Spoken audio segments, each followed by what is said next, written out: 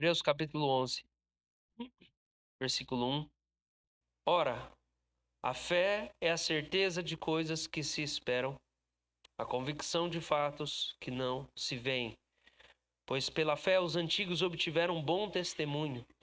Pela fé entendemos que o universo foi formado pela palavra de Deus, de maneira que o visível veio a existir das coisas que não são visíveis. Pela fé, Abel ofereceu a Deus um sacrifício mais excelente do que Caim, pelo qual obteve testemunho de ser justo, tendo a aprovação de Deus quanto às suas ofertas. Por meio da fé, mesmo depois de morto, ainda fala. Pela fé, Enoque foi levado, a fim de não passar pela morte. Não foi achado, porque Deus o havia levado. Pois antes de ser levado, obteve testemunho de que havia agradado a Deus. De fato, sem fé é impossível agradar a Deus, porque é necessário que aquele que se aproxima de Deus creia que Ele existe e que recompensa os que o buscam. Pela fé, Noé, divinamente instruído a respeito de acontecimentos que ainda não se viam, e sendo temente a Deus, construiu uma arca para a salvação de sua família. Assim ele condenou o mundo e se tornou herdeiro da justiça que vem da fé. Pela fé, Abraão, quando chamado, obedeceu, a fim de ir para um lugar que devia receber como herança, e partiu sem saber para onde ia. Pela fé, peregrinou na terra da promessa, como em terra alheia, habitando em tendas com Isaque e Jacó, herdeiros com ele da mesma promessa. Porque Abraão aguardava a cidade que tem fundamentos, da qual Deus é o arquiteto e construtor. Pela fé também a própria Sara, apesar de não poder ter filhos e já ser idosa, recebeu poder para ser mãe, pois considerou fiel aquele que lhe havia feito a promessa. Por isso também de um só homem, praticamente morto, saiu uma posteridade tão numerosa como as estrelas do céu e inumerável como a areia que está na praia do mar. Todos estes morreram na fé. Não obtiveram as promessas, mas viram-nas de longe e se alegraram com elas, confessando que eram estrangeiros e peregrinos na terra. Porque os que falam desse modo manifestam estar procurando uma pátria. E se na verdade se lembrassem daquela de onde saíram, teriam oportunidade de voltar. Mas agora desejam uma pátria superior, isso é, celestial. Por isso, Deus não se envergonha deles, de ser chamado seu Deus, porque lhes preparou uma cidade. Pela fé, Abraão, quando posto à prova, ofereceu Isaque. Aquele que acolheu as promessas de Deus estava a ponto de sacrificar seu único filho, do qual havia sido dito: a sua descendência virá por meio de Isaque. Abraão considerou que Deus era poderoso, até para ressuscitar Isaque dentre os mortos, de onde também, figuradamente, o recebeu de volta. Pela fé, igualmente, Isaque abençoou Jacó e Esaú, a respeito de coisas que ainda estavam para vir. Pela fé, Jacó, quando estava para morrer, abençoou cada um dos filhos de José, e, apoiado sobre a extremidade do seu bordão, adorou a Deus. Pela fé, José, próximo do seu fim, fez menção do êxodo dos filhos de Israel, bem como deu ordens a respeito de seus próprios ossos. Pela fé, Moisés, depois de nascer, foi escondido por seus pais durante 3 meses, porque viram que era um menino bonito. Eu fico sempre pensando nesse versículo. Se fosse feio, não ia guardar ele? E não temer o decreto do rei. Pela fé, Moisés, sendo um homem feito, não feio. Nasceu bonito, ficou feio, não, é isso, não.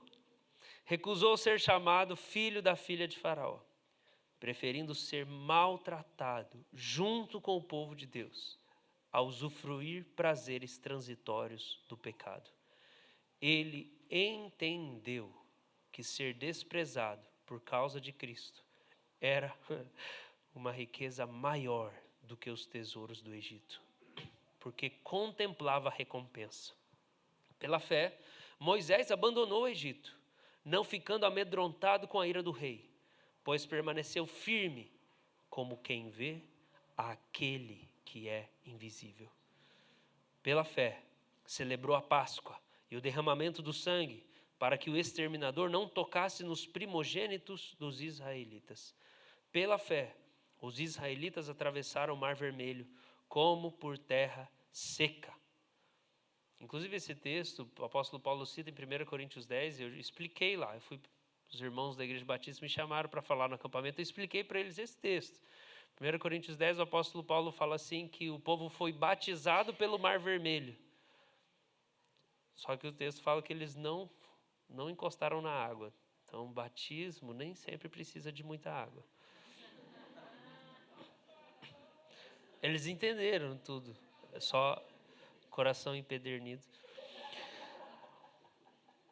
Voltando, versículo 29. Pela fé, os israelitas atravessaram o Mar Vermelho como por terra seca.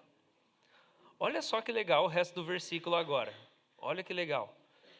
Quando os egípcios tentaram fazer o mesmo, foram engolidos pelo mar. Se você tem fé, você anda e o mar fica aberto. Se você não tem fé, a hora que você anda, o mar te engole. Verso 30. Estamos quase acabando. Pela fé ruíram as muralhas de Jericó, depois de rodeadas por 7 dias. Pela fé, Raabe, a prostituta, não foi destruída com os desobedientes, porque acolheu os espias com paz. E que mais direi?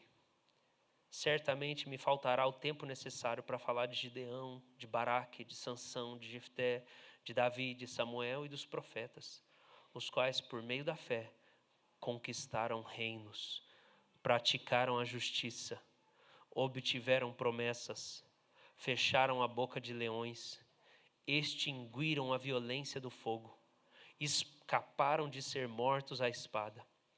Da fraqueza tiraram força, fizeram-se poderosos na guerra, puseram em fuga exércitos estrangeiros. Mulheres receberam pela ressurreição os seus mortos. Alguns foram torturados, não aceitando o seu resgate, para obterem superior ressurreição. Outros, por sua vez, passaram pela prova de zombarias e açoites, sim, até de algemas e prisões. Foram apedrejados, cerrados ao meio, provavelmente está falando aqui, ou do profeta Jeremias, mortos ao fio da espada. Andaram como peregrinos, vestidos de peles de ovelhas e de cabras. Passaram por necessidades, foram afligidos e maltratados. O mundo não era digno deles. Andaram errantes pelos desertos, pelos montes, pelas covas, pelos antros da terra. Todos estes, mesmo tendo obtido bom testemunho por meio da fé, não obtiveram a concretização da promessa, porque Deus tinha previsto algo melhor para nós, para que eles, sem nós, não fossem aperfeiçoados. Amém? Que capítulo poderoso para nós. E se nós conhecemos o Antigo Testamento, é um capítulo que ganha mais força ainda. Se a gente não conhece a história, falta-nos o impacto da citação de cada uma dos testemunhos daquilo que Deus fez. No entanto, eu queria começar com você nessa manhã, e a gente olha para essa passagem, a gente fica pensando tudo que a fé realizou por meio desses relatos. E me destaca aqui algumas coisas que a gente encontra. E tem muita coisa aqui, mas eu quero dizer 2 coisas que destacam o meu coração e que sempre se destacaram. O quanto a fé foi, primeiro, motivo de alegria para eles. A própria fé em Deus era um motivo de alegria para esses homens aqui. E isso é citado pelo menos 2 vezes. A gente vê isso no versículo de número 13, que fala que eles não obtiveram as promessas, mas eles viam as promessas de longe e se alegravam com elas. E depois o verso 28, que fala que eles celebraram a Páscoa, celebração. Interessante a gente pensar aqui, por quê? Porque aqui, primeiro de tudo, a gente encontra para nós uma proposta de vida.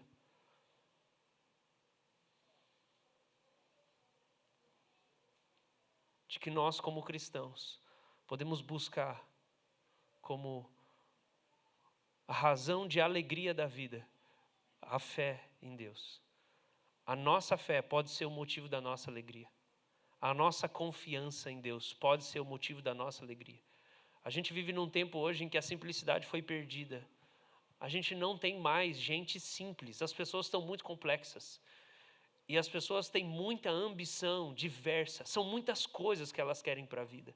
É quase difícil você habitar na cidade, na sociedade, sem você estar por dentro de todas as coisas complicadas que fazem parte da vida. Você precisa estar ligado em tudo o que acontece, o tempo todo, recebendo estímulos cerebrais, de notícias novas, de coisas novas. E você precisa fazer a economia girar. Então você tem que comprar o carro novo que sai, você precisa do celular novo que sai, você precisa da roupa nova. E você sempre precisa de mais, e de mais, e de mais. E nós, como igreja, acabamos sendo discipulados pela ideologia do capitalismo. Você precisa de mais, você precisa consumir mais, você precisa ganhar mais. E parece que o crente, se ele olha uma pessoa que está experimentando alguma obra de Deus no seu coração, da simplicidade, ou do desapego, ou do olhar para a eternidade, a própria igreja olha para esse cara e pensa, esse cara é acomodado. Claro que tem gente que é descuidada com as suas posses, com a sua casa, com os seus bens, com o seu carro. Tem gente que é descuidado. No entanto, a gente é chamado para viver uma vida de simplicidade.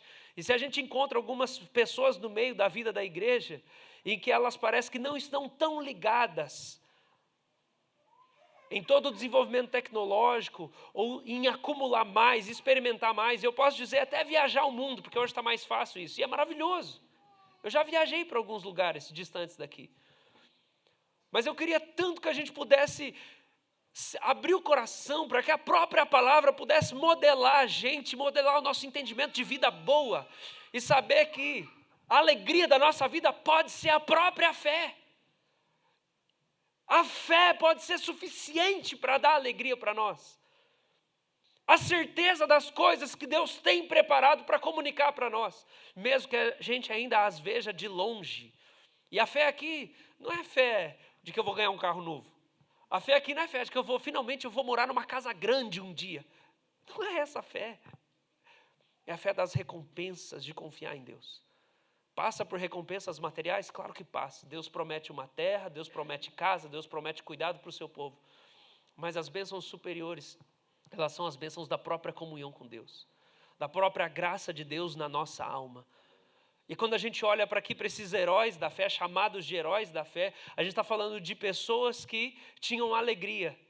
Eles eram felizes, eles eram alegres, simplesmente por causa da fé, da certeza. O fato deles terem essa habilidade espiritual de confiar de que coisas improváveis e muito difíceis iriam acontecer, enchia a alma deles de satisfação. Promessas de Deus se cumpririam. E isso enchia a alma deles de satisfação. Eles celebravam, por quê? Porque eles entenderam que da parte de Deus, Deus estava comunicando para eles, por meio de uma amizade, segredos do plano eterno de Deus. Deus estava dando segredos. E a realização desses homens era o fato de que eles foram considerados por Deus dignos de ouvir os segredos de Deus. Quando a gente olha para o Antigo Testamento, é óbvio que os grandes e principais segredos que cativam o povo, eles diziam a respeito do reino de Deus, da vinda de Cristo, que a gente vê na finalização do capítulo 11, versículo 39, talvez é uma parte difícil para alguns irmãos entenderem, fala, todos estes, mesmo tendo obtido bom testemunho por meio da fé, eles não obtiveram a concretização da promessa. Eu não sei se você já prestou atenção, você leu direito o capítulo 11 de Hebreus, mas o capítulo 11 de Hebreus fala que esse povo todo, cheio de fé, não obteve a promessa. Se você não prestar atenção no capítulo, você pensa que ele está falando que pela fé você vai alcançar tudo que você quiser, você vai cantar a música da Xuxa. Tudo que eu quiser, o cara lá de cima vai me dar. Hebreus 11 está falando outra coisa. Ele está falando, sim, eles fizeram muitas coisas pela fé, mas eles não obtiveram a concretização da promessa. E qual que é a grande promessa? A grande promessa que ele fala que só vai se cumprir, daí ele está dizendo aqui, né, para a igreja do século I, não se cumpriu porque tinha que esperar a gente chegar para poder se cumprir. Qual que é a promessa, gente? É a chegada do reino de Deus através do Messias. No entanto, para nós o reino já começou a chegar. Mas não chegou inteiramente, né? Por isso que a gente ainda precisa de fé, porque a gente está esperando tanta coisa o Senhor fazer ainda, esse reino chegar na nossa casa, esse reino chegar na nossa saúde, esse governo de Deus chegar nas nossas emoções, colocar em ordem a nossa vida interior, esse reino de Deus chegar na nossa comunidade, na nossa igreja. A gente está esperando o reino de Deus chegar na cidade ainda, já começou a chegar. No entanto, a alegria deles era essa. Eles não obtiveram as promessas. Não obtiveram. No entanto, eles viam as coisas de longe. E o fato de Deus ter comunicado fé para eles, Deus ter revelado para eles que Ele ia fazer coisas, fez com que eles vivessem satisfeitos. Eles eram felizes porque Deus quis contar as coisas para eles. Irmãos, essa é a verdadeira felicidade cristã. É Deus considerar você digno de ouvir os segredos deles. É você ouvir Jesus Cristo falar para você, você não é só meu servo, você é meu amigo, porque tudo que eu recebi do meu Pai eu falo para você. Eu converso com você. Eu te revelo os meus segredos, começando pelo Evangelho, porque se Ele não te revelasse esses segredos, você não estava salvo. Mas isso passa por você folhear as Escrituras, e daí você bate o olho de repente num texto que não tem nada a ver, que você está lá, não, estou lendo minha Bíblia no plano anual, e daí você passa lá por Josué, e de repente você chega lá em Josué, e de repente aparece um general, para conversar com Josué, com uma espada, um homem forte, valente, e ele pergunta, quem que você é? Você é nosso ou você é dos inimigos? Você é do povo de Jericó, você é do nosso povo, você é de que lado que é? E daí ele fala, eu não sou de nenhum do lado de vocês, eu estou do lado do exército de Deus. E daí você bate o olho naquele texto e você fala, caraca, aquele cara é general dos exércitos. Você está fazendo a sua devocional, você só está lá fazendo a sua devocional, de repente você olha e fala, ele é general dos exércitos. Aí você lembra da música, porque você não tem muito comentário bíblico na sua casa, você não estudou muito, mas você lembra da música. O nosso general é Cristo. E daí o Espírito Santo ilumina o seu coração. Jesus apareceu para Josué. E daí você pensa, meu Deus, Jesus está aqui em Josué. E você é tomado de alegria, você ganhou o dia. Você ganhou o dia. Você viu Jesus no Antigo Testamento.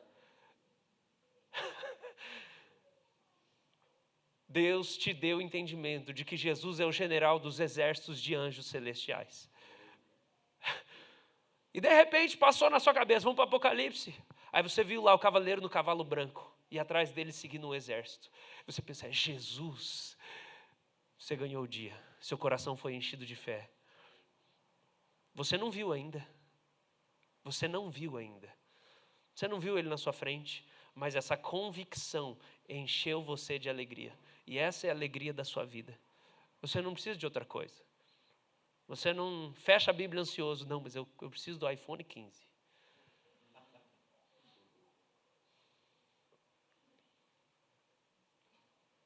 A alegria desses homens aqui é a própria fé. Eu sou consolado porque Deus fala comigo. Eu sou consolado porque Deus me mostra o que Ele está realizando. Deus me conta segredos, Ele me chama de amigo.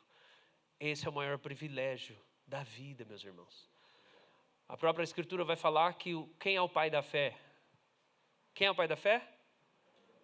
Abraão é o pai da fé. Abraão é a primeira pessoa na Bíblia que é chamado de profeta. É o primeiro. Lá em Gênesis, se eu não me engano, eu não lembro exatamente o capítulo agora, mas acho que é depois do capítulo 20. Não tenho certeza.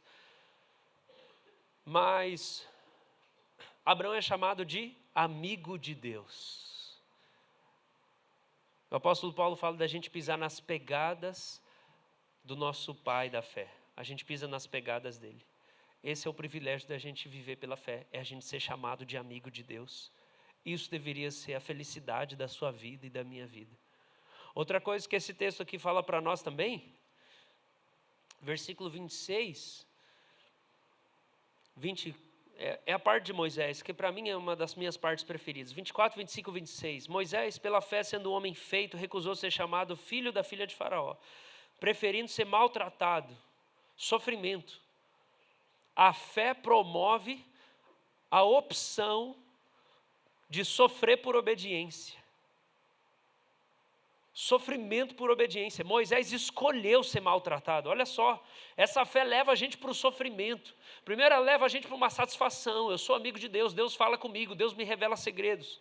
Segundo, olha só, ele preferiu ser maltratado com o povo de Deus. Do que?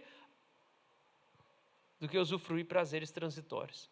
Primeiro, essa fé produz alegria. Segundo, ela também gera sofrimento. Por quê? Porque ela reorganiza dentro de mim os prazeres. Prazeres que são mais dignos e menos dignos. Existem prazeres mais sublimes e menos sublimes. Prazeres mais nobres e menos nobres. E o fato de ouvir Deus falar comigo e fazer promessas para mim, me enche de satisfação quando eu ando pela fé. Mas também me faz recusar prazeres transitórios. Ontem à noite eu estava quase indo dormir. E daí eu fiquei com vontade de abrir um doce lá em casa. Que a gente ganhou aí de uns... Eu nem sei quem que é um povo aí, mas é amigo de amigo de amigo, que trouxe uns M&M's de pasta de amendoim. Coisa dos Estados Unidos, né, irmã Nerrama? Coisa dos Estados Unidos. 1 quilo de M&M's, de pasta de amendoim com M&M's. O Paulo já está babando aqui, o formigão. Como disse o Pablo Marçal, comedor de açúcar. E eu estava quase indo dormir. O pastor citou o Pablo Marçal no culto hoje. Mas é só piada, só piada. A teologia dele você deixa para lá. E daí eu estava apagando a luz da cozinha. Nossa, eu estava indo para o quarto. Imagina eu ia dormir imediatamente. Pensei, nossa, vou comer. Nossa, eu tenho aquele doce, eu vou abrir. E foi assim, ó, simples, foi muito simples. O impulso do Senhor, não come.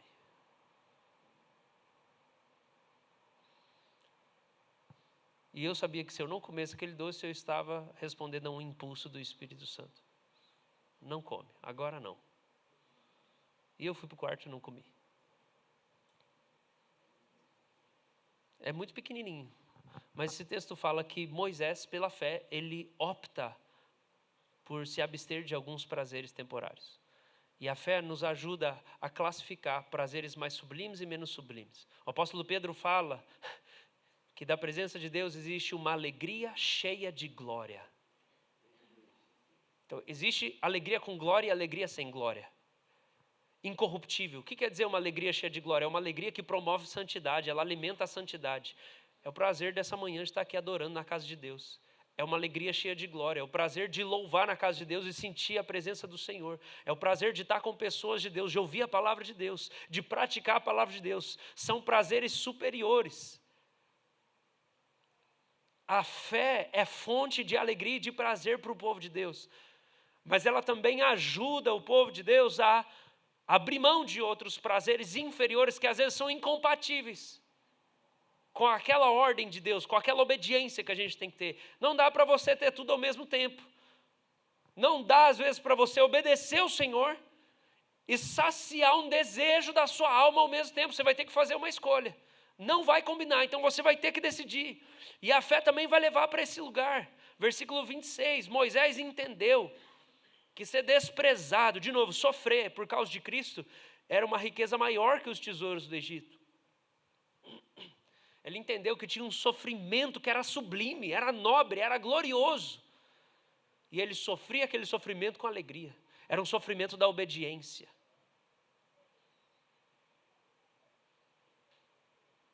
As nossas filhas estão com 1 ano e 7 meses. Eu já estou começando a desistir que a minha vida vai voltar. Mas a gente fica, né? Não, vai voltar. Vai voltar, não vai. Será que vai? Não volta. Não, aí a esperança volta. Ela vem, não vai voltar. Eu vou voltar a ter tempo, não vou. Aí depois eu penso, não, eu vou. Mas existe uma paz de você saber, Deus, eu estou morrendo de cansaço, eu não consigo mais orar e ler a Bíblia como antes, eu não consigo mais fazer o que eu fazia, mas eu sei que eu estou no lugar da obediência. Eu tenho prazer em sofrer por obediência, eu tenho prazer em experimentar desconfortos por causa da obediência.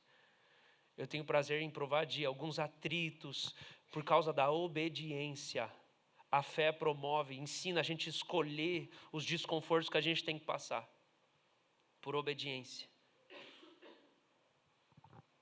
Agora, o que é a fé? Vamos lá para o começo do capítulo 11. E eu quero fazer você passar por algumas breves definições de fé aqui no capítulo 11. Versículo 1 começa: a fé é certeza. Fé é certeza. É você ter uma certeza de alguma coisa. A fé salvífica é certeza de que Jesus é Deus. Pronto, Ele é o seu Salvador, você tem certeza. Ela vem por meio da palavra de Deus, mas ela não é adquirida por meio de uma comprovação científica. O cara que está pensando assim, eu não sei se Jesus é Deus, porque será que o santo sudário era verdadeiro ou não? Esse cara não tem fé ainda. Ele pode estar no caminho da fé, mas ele ainda não a tem. Porque é uma certeza que vem como um dom divino, é um presente de Deus para a alma.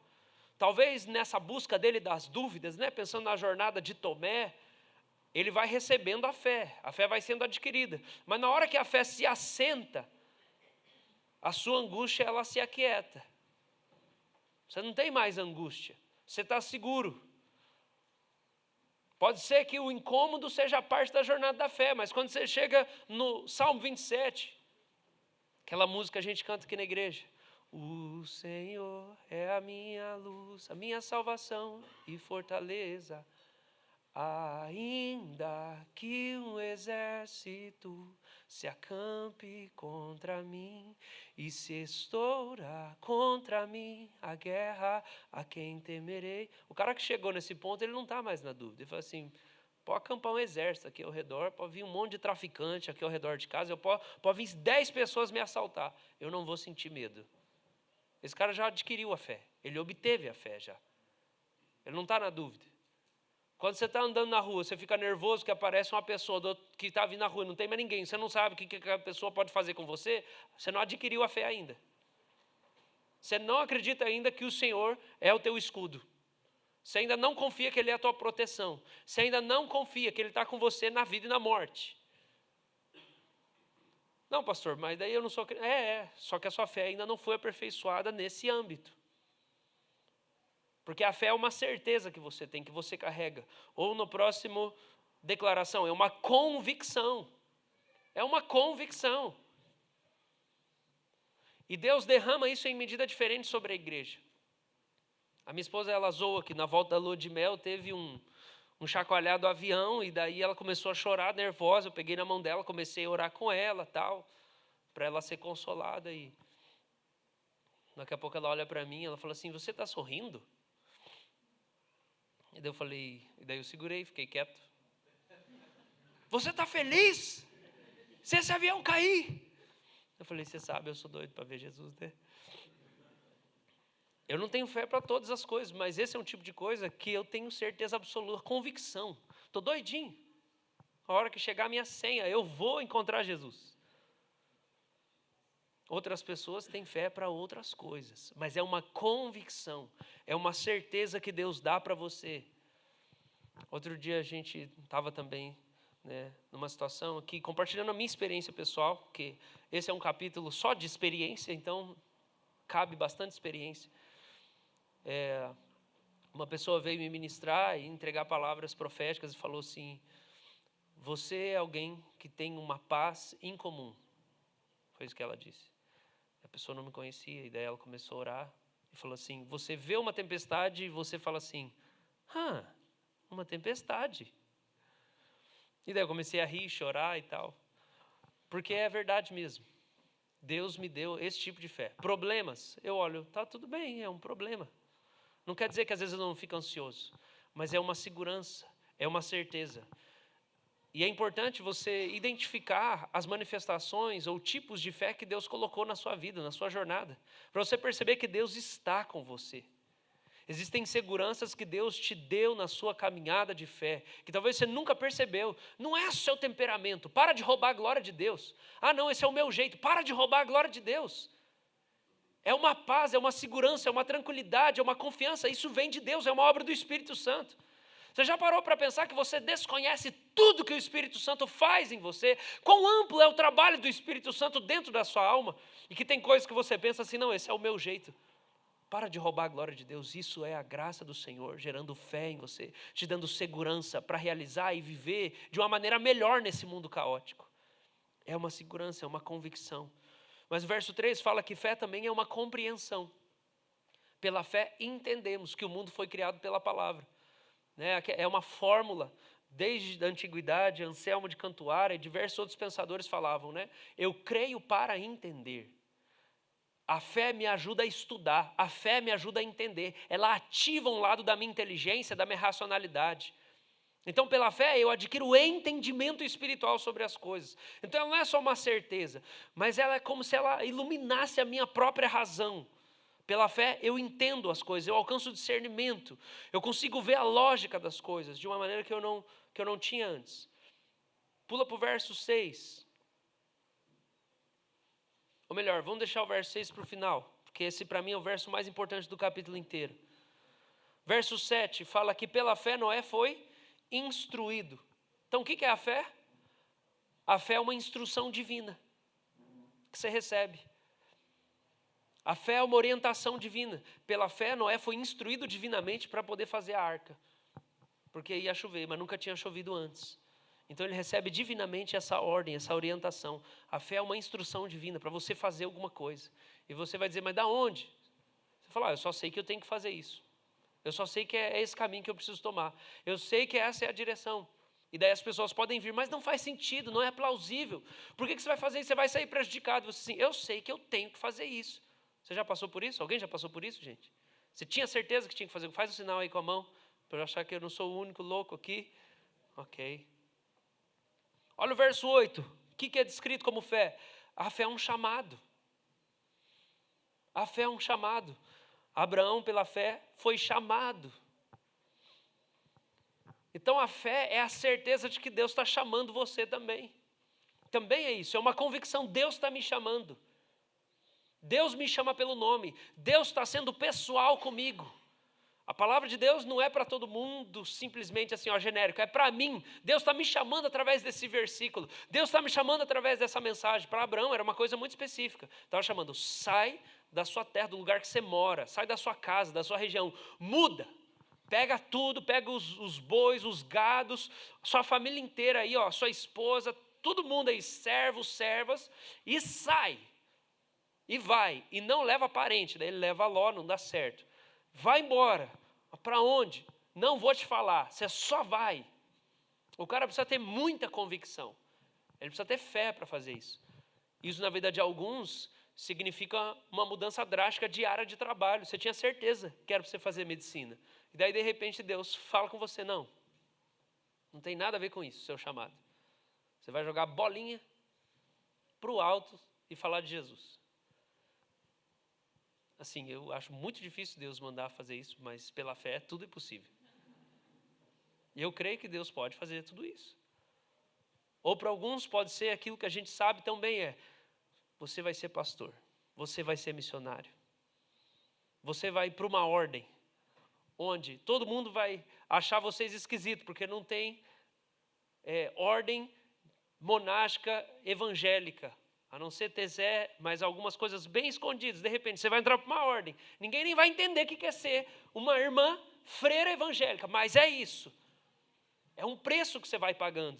Uma direção que Deus vai dando. É um chamado para a sua vida. Você vai falar de avivamento e dons espirituais na Igreja Presbiteriana do Brasil. Não vai dar certo, Deus. E daí é quase como se Deus respondesse, eu sei, eu estou endurecendo o coração deles, igual o faraó, fica tranquilo, depois eu vou amolecer tudo e vai acontecer o que eu quero.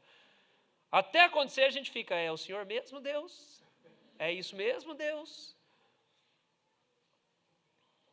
É um chamado. Agora verso 10, olha só, porque Abraão aguardava.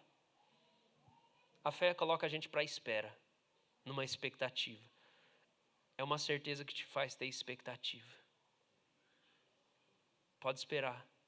Espera tranquilo, sem pressa. Elimina a pressa, elimina a ansiedade, elimina a angústia. Sabe, alguma área da sua vida, você está assim, precisa passar logo esse negócio. Se Deus derramar fé em você nessa manhã, vai acabar essa pressa.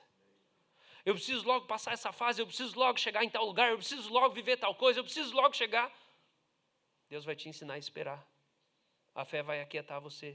Você não vai viver ansioso do que você tem que comer, vestir, fazer. Você vai ter certeza que o Pai Celestial tem todas as coisas preparadas a seu respeito. Todos os seus dias já foram escritos no livro da vida, já está lá escrito, determinado, antes deles existirem. Está tudo preparado para você. Você vai descansar, você vai repousar, mesmo no meio do sofrimento. Por causa de fé, não tem como, gente. Aquele homem chamado Jó, louvar a Deus naquele sofrimento e angústia. Imagina, todos os seus filhos morrem. Todos os seus filhos morrem. Sua colheita toda pega fogo. É só desgraça, você fica doente, enfermo. Sua mulher não te ajuda ainda. E você louva a Deus. Esse cara está esperando uma coisa que Deus que colocou nele, essa esperança. Ele está vendo uma coisa que só Deus que pode mostrar para ele.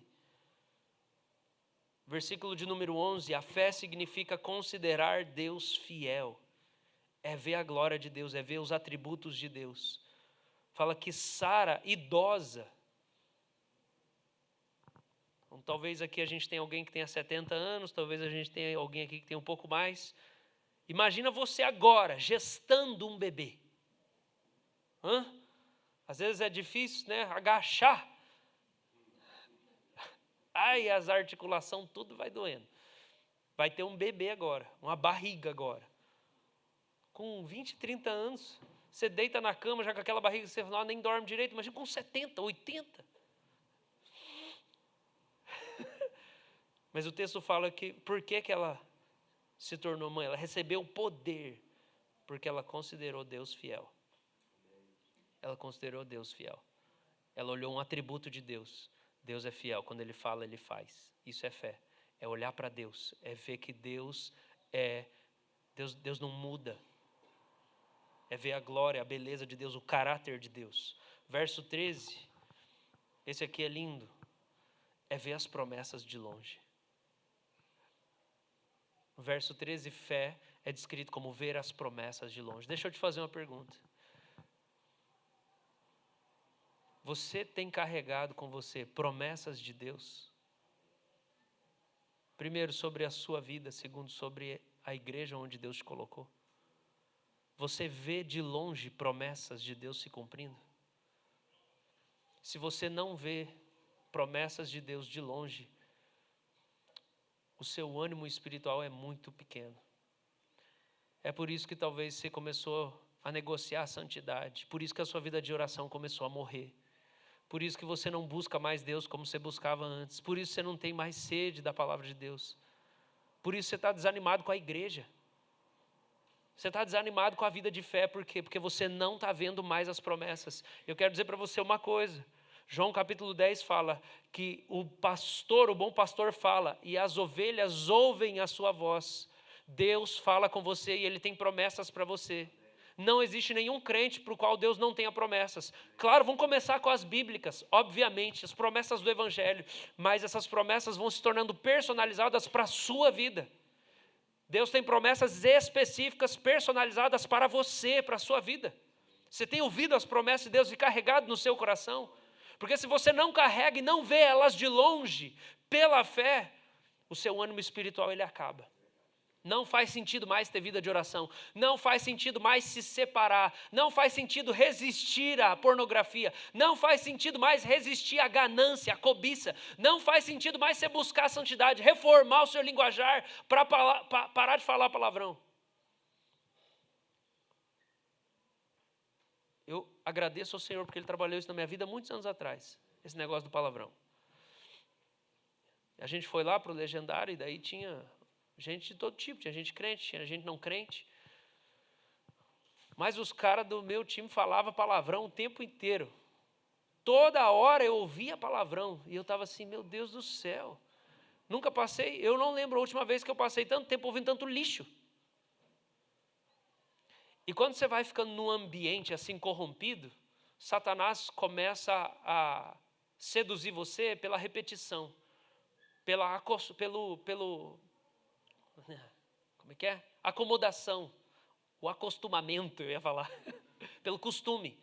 Aquilo se repete tanto que naturalmente você vai se acostumando e pensando que aquilo é natural. E eu lembro que quando foi no último dia eu estava assim, mas será que tem problema mesmo? Eu estou convicto que é pecado. E aí veio assim uma flecha de Satanás, será que tem problema mesmo? E o próprio Espírito de Deus respondeu no meu coração, eles não entendem que vale tudo para não me entristecer. Inclusive mudar o linguajar. O próprio Espírito me lembrou, por que eu não falo palavrão? Porque eu não quero entristecê-lo um momento sequer. Eu não quero perder a comunhão com ele um momento sequer. E se tem uma coisa desse tamanho que apaga o Espírito Santo dentro de mim, eu não quero fazer.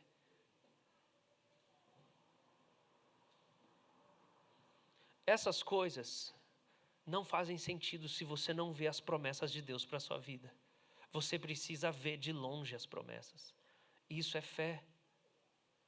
Quando eu olho para a minha jornada, eu quero testemunhar, porque eu acho que isso é precioso para nós. Com 14 anos, quando o Senhor me salvou, Ele me chamou para ser pastor. Eu tinha certeza que era isso que Deus estava falando. Todo o pessoal do grupo de jovens não entendia e falava, espera um tempo, a gente precisa te conhecer ainda, você acabou de chegar. Com 14 anos, o que uma pessoa sabe com 14 anos, gente? Nada. Nada. Nada. Ninguém sabe nada com 14 anos. Aí, se você tem 14 anos, não fique chateado. Davi, não fica triste, não. Mas muita coisa vai mudar. Muita coisa vai mudar no seu entendimento, o que você quer da vida. A não ser que o Senhor realmente venha e Ele plante uma semente no seu coração. E foi o que aconteceu. Eu nunca duvidei que eu era pastor, que Deus tinha um chamado para mim. Talvez eu duvidei o formato como isso ia acontecer. Sim, diante das minhas próprias limitações humanas. Mas Deus colocou uma semente. Com 14 anos eu não consigo, gente. Não consigo pensar em fazer outra coisa. Porque não tem como eu sair do que Deus me chamou e continuar em comunhão com Ele. E tem gente que não entende isso. Se você sair da vontade de Deus, você vai perder a comunhão com Ele. Você não consegue estar em desobediência e ter intimidade com Deus ao mesmo tempo. Então, se a gente fala assim, Deus falou para eu fazer tal coisa um dia, mas, não, foi muito difícil, eu parei, mas eu continuo na igreja. A sua vida espiritual é uma miséria. Você não vai ter comunhão com Deus até que você conserte a desobediência que tem no seu caminho. Porque não basta você orar, não basta você louvar, não basta você ter ações devocionais. O que te aproxima de Deus realmente é a obediência.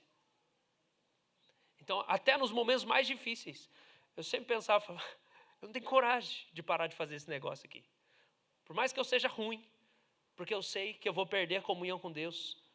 Quando eu tinha 16 anos, o Senhor começou a falar comigo sobre avivamento e milagres. 2 anos depois, e aquilo começou a virar promessas no meu coração. Deus, eu quero ver um avivamento. Deus, eu quero ver um avivamento. É para isso que eu quero viver. Eu quero ver um avivamento. Eu li os relatos, eu li a história e aquilo entrou na minha alma. E eu lembro de eu orando, sem nunca ter ouvido falar de nenhum ministério de cura hoje. Eu lembro do meu quarto, com 16 anos, joelho dobrado, falando, Deus, eu não sei se o Senhor faz mais isso, mas eu quero ver curas e milagres. Faz comigo, Senhor. Fé, a própria palavra, o Senhor colocou dentro de mim. Com 17 anos, eu falei para Deus, Deus, não quero casar. Eu só quero orar e pregar. Não quero casar. Eu quero ter mais tempo para servir o Senhor.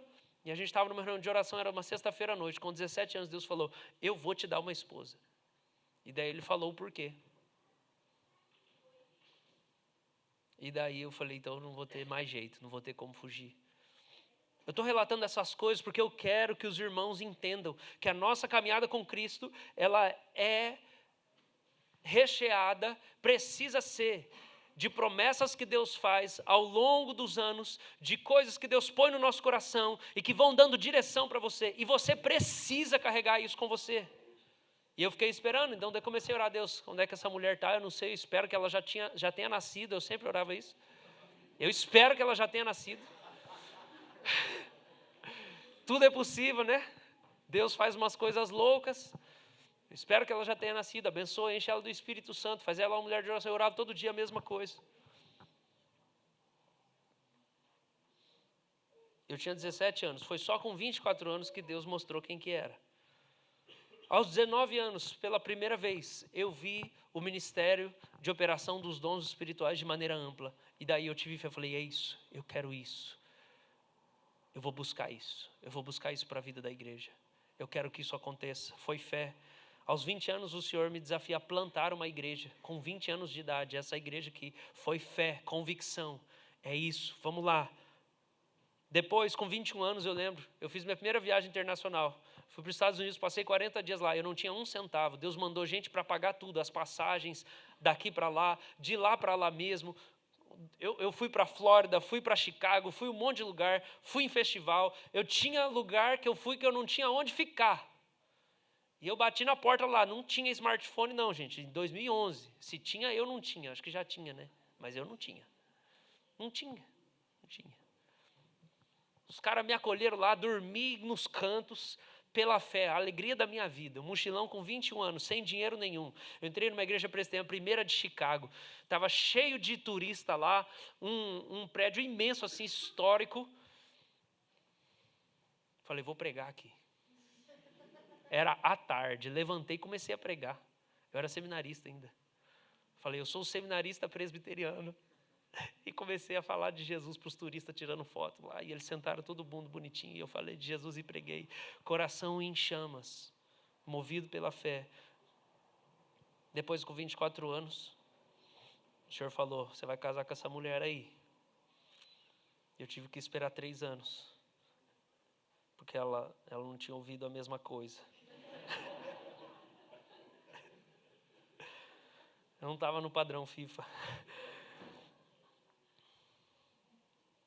Mas Deus lutou com Jacó.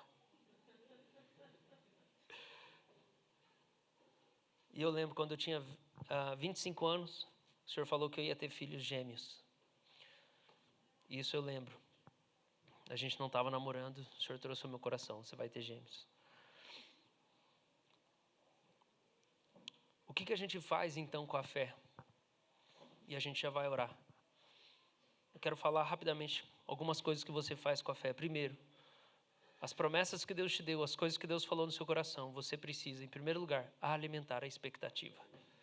Você tem que alimentar a expectativa. Leia histórias de coisas parecidas com o que Deus falou com você. Converse com pessoas que carregam as promessas parecidas com as que você carrega. Você precisa alimentar essa expectativa, porque a fé é a certeza do que você espera. Agora, a fé não é uma coisa estática. É algo que você pode cultivar. Você pode buscar mais fé. Você pode alimentar essa esperança. Então, alimente essa expectativa. Segunda coisa, com a fé que você recebe, eu não vou ter muito tempo para trabalhar isso. Procura fazer uma releitura da sua autobiografia. Faz uma releitura do seu passado. Eu vou dar 3 exemplos. Quando Paulo se converte, depois ele escreve em Gálatas 1, que antes dele ter fé, ele achava que ele estava certo com tudo que ele fazia. Mas depois que ele recebe fé, ele tem uma visão totalmente diferente da autobiografia dele. Ele fala assim, antes de eu nascer, na verdade, Deus já tinha me separado para revelar Cristo através de mim. A fé faz você olhar para a sua história de um jeito diferente. Salmo 139 fala que antes de você nascer, você já tinha sido moldado dentro do ventre dos seus pais. Pela fé, você olha para o seu passado diferente, a sua estrutura, as suas limitações, em vez de você ficar lamentando, porque eu não sou assim, porque eu não sou assado, eu tinha que ser daquele jeito. Não, você tem as limitações que Deus preparou você para ter. Só que as limitações naturais não são a sua limitação como um todo, porque na sua fraqueza, Deus manifesta o poder dele. Então não fica choramingando, não, porque eu não sou isso, eu não sou aquilo. Aceita as limitações que você tem e daí busca de Deus a força para exceder essas limitações. Reconheça diante de Deus, Deus, eu não sei fazer isso, eu não consigo fazer aquilo, eu não sou bom naquilo, mas o seu poder se aperfeiçoa na minha fraqueza. Você vai ter uma relação melhor com a sua própria história. Depois, em Gênesis 42, se eu não me engano, maravilhosamente, José do Egito. Vocês intentaram mal contra mim, mas Deus transformou o mal em bem. A fé faz a gente ter uma nova leitura do nosso passado. E você precisa aplicar isso. Deus está com você. Terceiro, é o capítulo 11, versículo de número 6.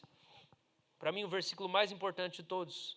Sem fé é impossível agradar a Deus, que é necessário que aquele que se aproxima de Deus creia que Ele existe e que recompensa os que o buscam. Ou na revista atualizada, que Deus se torna galardoador de quem busca. O texto fala que Deus se torna, eu acho isso uma loucura. Tipo assim, Deus não tinha nada para te recompensar, mas na hora que você começou a buscar, parece que assim, Ele mudou de função. Agora Ele se tornou alguém que recompensa. Ele mudou de postura com você. Deus estava ali, Ele existe. Na hora que você começou a buscar Deus, Ele se tornou alguém recompensador da sua busca. Agora ele vai ter que te recompensar, ele vai ter que te responder, ele vai ter que falar com você, porque esse é o caráter dele. Ele se estabeleceu desse jeito. Sem fé é impossível agradar a Deus, porque você precisa crer que Deus recompensa você. E isso precisa colocar você no curso da oração, da intercessão, do clamor. O que é que está no seu horizonte? Que promessa você carrega para a sua vida? Ou para a nossa igreja? Ou para a nossa cidade? Ou para a sua família? Você precisa começar a buscar essa coisa. Não espere passivamente isso acontecer, mas comece a clamar para que isso aconteça. Olha para Daniel capítulo 9. Ele estava carregando a profecia de Jeremias, de que eles voltariam da Babilônia para Jerusalém. E aí Daniel fala assim, quando eu vi que deu o tempo, segundo o profeta Jeremias, de 70 anos, eu comecei a pedir. Então a gente não pode olhar para a fé como uma coisa que acontece, uma promessa que acontece automática, sem a nossa participação. Porque Deus nos chama a lutar pelo cumprimento da promessa. Interceda pelo cumprimento da promessa, jejua em favor da promessa. Deus, o Senhor diz que vai trazer um avivamento, eu estou buscando, eu estou clamando, eu estou fazendo tudo que eu posso. Deus, o Senhor diz que vai restaurar a minha família, eu estou fazendo tudo que eu posso. Eu vou orar por isso, eu vou atrás disso, e Deus vai recompensar você. Ore, busca em oração aquilo que você crê. Quarto, penúltimo lugar, obedeça a Deus enquanto você espera. Faça sacrifícios, assuma riscos. Não tem fé sem risco. Você tem que assumir risco. Você tem que sair do barco. Você precisa tentar orar por uma pessoa doente e perguntar se aconteceu alguma coisa. Você precisa ousar. Ah, Deus disse que vai dar uma esposa para mim e tal. Tá. E daí? E daí? Você não vai sair com ninguém, você não vai conversar com ninguém, você vai só ficar jogando Minecraft. Porque Deus falou que vai dar uma esposa para você. Não, Deus falou, então eu não vou fazer nada, nada. Tá, mas quando ele dá uma promessa para nós, ele também dá ordens para a gente chegar na promessa. Ele fala, ó, sua posteridade vai ser grande, Abraão. Seus filhos vão ser mais numerosos do que as estrelas do céu. E daí?